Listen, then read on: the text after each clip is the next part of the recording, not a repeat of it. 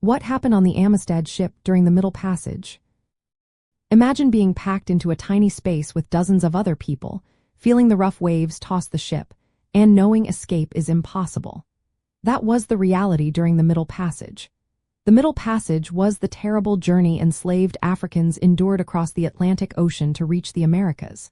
It was part of the larger transatlantic slave trade, which forcibly moved millions of Africans over hundreds of years. Conditions on these ships were horrible. Enslaved people were crammed into tight spaces called coffins or tubs with little room to move. They were chained together to prevent rebellion and kept below deck where air was scarce. Sanitation was almost non-existent, leading to disease and death. Many people died during the voyage from sickness, starvation, or abuse.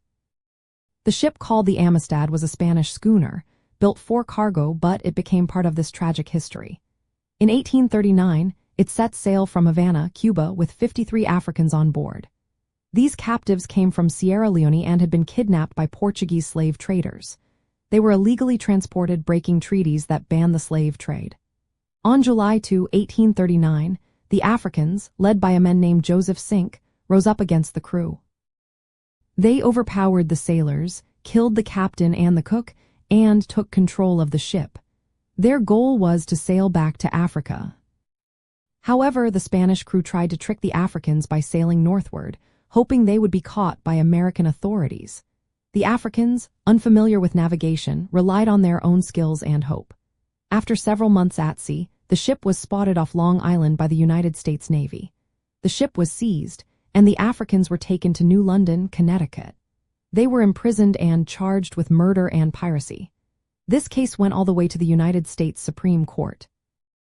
In 1841, the court ruled in favor of the Africans, declaring them free. This was a huge victory for the abolitionist movement and a step forward in the fight against slavery. The story of the Amistad highlights the brutal conditions of the Middle Passage and the courage of those who fought for their freedom. Joseph Cinque became a symbol of resistance, inspiring many in the ongoing struggle for equality.